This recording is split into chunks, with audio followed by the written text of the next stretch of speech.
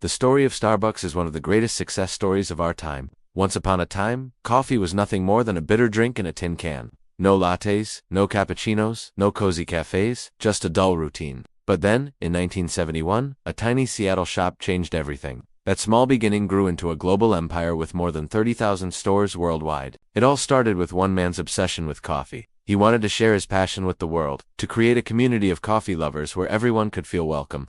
His name was Howard Schultz. And at first his idea was simple. Just sell high-quality coffee beans and let people experience the rich, satisfying taste that he loved so much. But Schultz had a bigger vision. He wanted to create something special, a place where people could gather and connect over a shared love of coffee. And so the very first Starbucks opened its doors in 1971.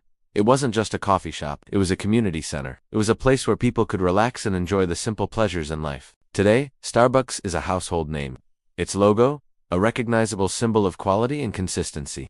From the first sip to the last drop, every coffee tells a story of excellence, a testament to the power of one man's dream. That's all for today.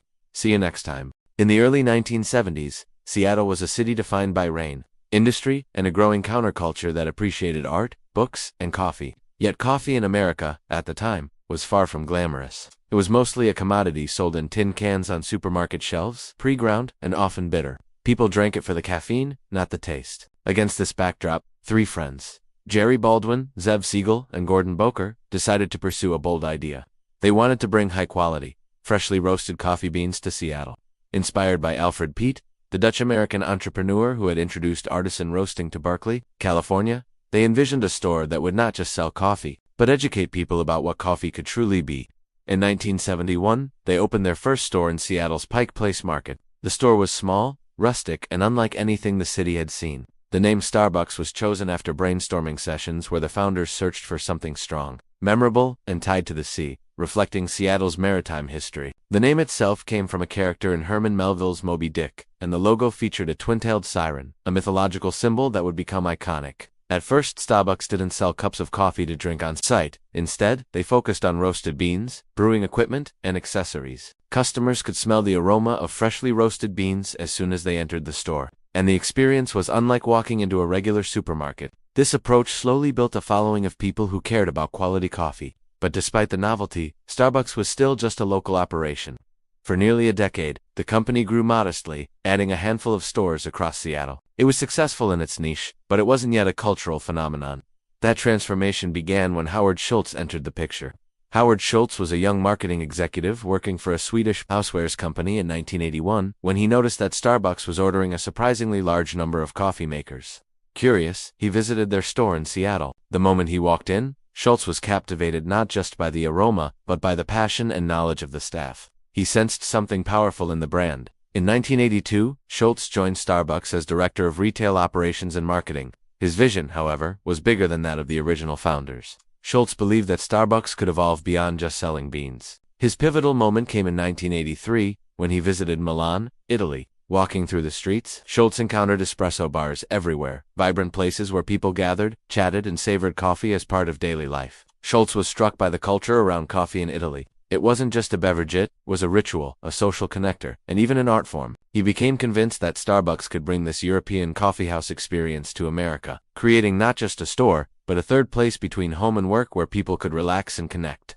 When Schultz returned to Seattle, he pitched the idea to the founders, but they resisted. They saw Starbucks as a retailer of coffee beans, not as a cafe business. Schultz, undeterred, decided to prove his concept. In 1985, with backing from investors, he opened his own coffeehouse called Il Giornale, modeled after the Italian espresso bars he admired. Il Giornale quickly became popular in Seattle. Customers loved the atmosphere, the freshly brewed espresso, and the sense of community. Schultz had demonstrated that the cafe model could work in America. Then, in 1987, Baldwin and Boker decided to sell Starbucks. Howard Schultz seized the opportunity. With the help of investors, he acquired Starbucks for $3.8 million.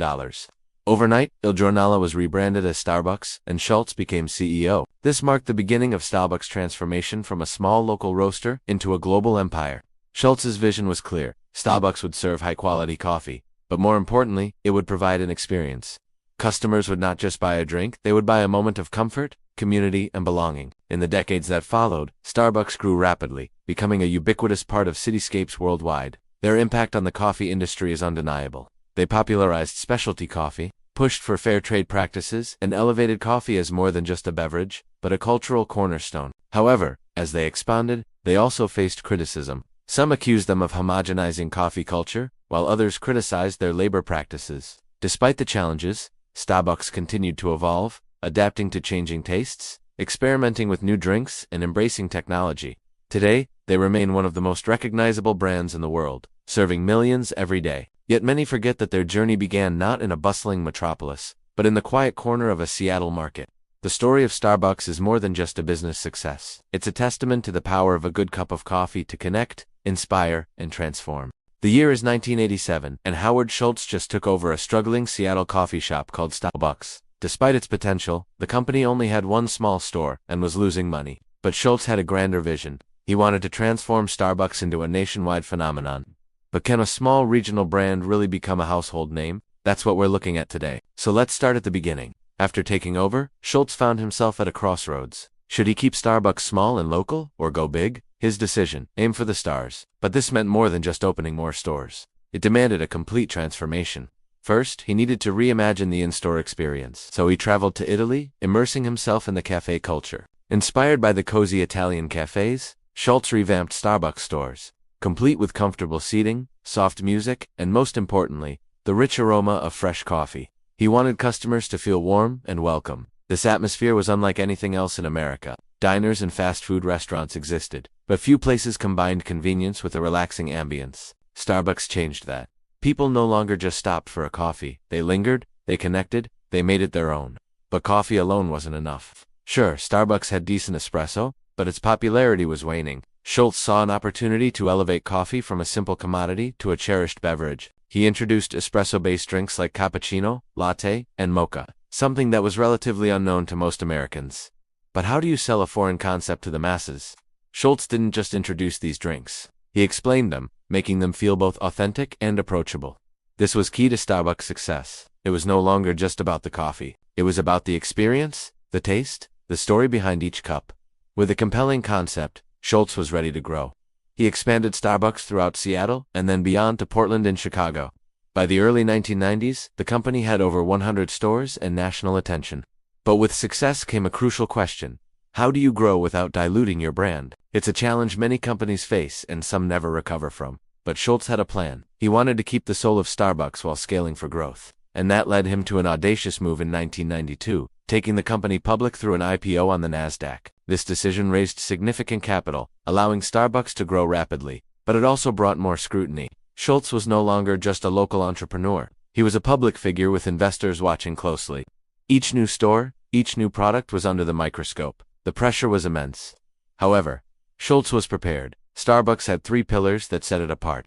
First, consistency. Whether in Seattle or San Francisco, a Starbucks was the same. You got the same quality, the same atmosphere. Second, innovation. Starbucks constantly introduced new beverages, seasonal offerings, and store formats. They never stood still. Third, culture. The company treated employees as partners, offering benefits rarely seen in retail, such as healthcare and stock options. This created loyalty among staff, which translated into better service for customers. These pillars were the backbone of Starbucks as it rocketed through the 1990s. Thousands of new stores opened across the United States. Starbucks was everywhere: airports, bookstores, college campuses. Each location was a testament to the brand's power. It was no longer just a coffee company, it was a cultural touchstone. Having a Starbucks cup in hand became a symbol of urban life. And Starbucks wasn't shy about leaning into this perception. Its marketing emphasized lifestyle, not just product. The green siren logo became iconic, synonymous with sophistication, comfort, and belonging. Starbucks was selling a daily ritual. But as it climbed higher, Starbucks encountered new challenges. Critics argued that it was crushing local coffeehouses. Others thought the complex drink names and premium prices were off-putting. Still, Schultz pressed on, certain that Starbucks was more than just a trend. To reinforce this, Starbucks continued to innovate. Loyalty programs, music CDs, curated in stores, and eventually free Wi-Fi made Starbucks a hub of community and creativity. Each innovation kept Starbucks ahead of the curve and proved that it wasn't just a coffee shop, it was a cultural force. And that brings us to the question: can a small regional brand become a household name? Well, Starbucks didn't just do it, it became a cultural icon. From a single Seattle store to a global giant, Starbucks transformed the coffee industry and our social landscape. It showed that with a great concept, a clear vision, and a dash of innovation, anything is possible. What are your thoughts? How has Starbucks shaped your daily life? And what other brands have you seen evolve over time? Share your thoughts below. And if you enjoyed this journey through time, don't forget to subscribe for more historical business stories. Until next time. And then there's China. If you walk into any Starbucks in China, you'll notice something different. Instead of the usual smell of fresh coffee, you'll find a sweet fragrance of tea filling your nostrils. That's because in China, Starbucks doesn't just serve coffee, it serves tea. That is an entirely different ballgame. Starbucks has to learn Chinese tea etiquette to survive in China. And it's doing exactly that. It's helping that tea is the second most popular drink in the world after water, with over 3 billion people drinking it daily. The Chinese tea market alone is worth $35 billion. So it makes sense for Starbucks to get serious about tea. But it's not just about adapting to local tastes. It's about connecting with Chinese customers on a deeper level. For example, Starbucks partnered with a renowned Chinese tea master named Zhang Bigelow to develop a unique tea recipe. This partnership combined Bigelow's expertise in traditional Chinese tea with Starbucks' global coffee experience. Together, they created a blend of high-quality teas that are both authentic and appealing to a broad audience. These teas are not your average run-of-the-mill tea bags. They undergo a meticulous 40-step process, including hand-picking tea leaves and slow oxidation to ensure quality and flavor. What sets them apart is the infusion of fruity flavors like mango, peach, and lychee. This fusion of tradition and innovation has resonated with Chinese consumers, bridging the gap between age-old customs and modern tastes. Moreover, Starbucks didn't just introduce tea into its stores. It wove tea into the fabric of its Chinese operations. For instance, baristas undergo rigorous training to learn the art of tea preparation, mastering techniques like gongfu tea making. They don't just heat water and pour it over tea leaves. They follow ancient methods to extract the perfect flavor and aroma from each batch. This attention to detail has elevated tea at Starbucks from a simple beverage to an immersive experience. And the result of all this effort? A resounding success. In China, Starbucks has outperformed its coffee sales with tea. The popularity of tea has boosted sales, attracted new customers, and enhanced Starbucks' brand image in China. It's a lesson for all businesses. Understand local customs, respect traditions, and adapt products accordingly. The growth of Starbucks is nothing short of remarkable. It started as a small roaster in Seattle, and today operates over 33,000 stores globally. But its journey hasn't been easy. There have been moments when it seemed like the Starbucks ship might be sinking. Yet the company has navigated these rough waters and emerged stronger each time. One such period was after the 2008 recession, when people cut back on luxury expenses and the cost of a fancy latte became a burden. Starbucks felt this economic downturn hard. Many stores weren't making money and the future looked uncertain. But instead of letting this crisis sink the company, Starbucks used it as a turning point. Howard Schultz, the man behind Starbucks' success, returned as CEO. He knew what needed to be done. He wanted to remind everyone why Starbucks was successful in the first place. So he closed every store in the US for one day. You heard that right. Every single store. He invested time and money into training his baristas to make the perfect espresso again. It was a bold move, but it paid off. This event didn't just boost sales. It rejuvenated the Starbucks brand. It became a symbol of quality amidst the economic gloom. People noticed this effort and slowly started returning to The company once again became a beacon of good coffee, a comforting constant in a changing world.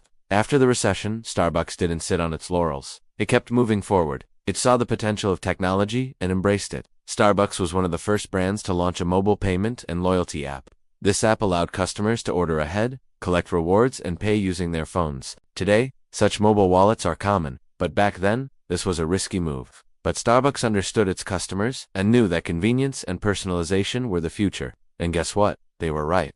This innovation not only helped Starbucks stay ahead of the curve, but also made the customer experience more enjoyable. So whether it's weathering an economic storm or embracing new technology, Starbucks has shown us how to turn challenges into opportunities.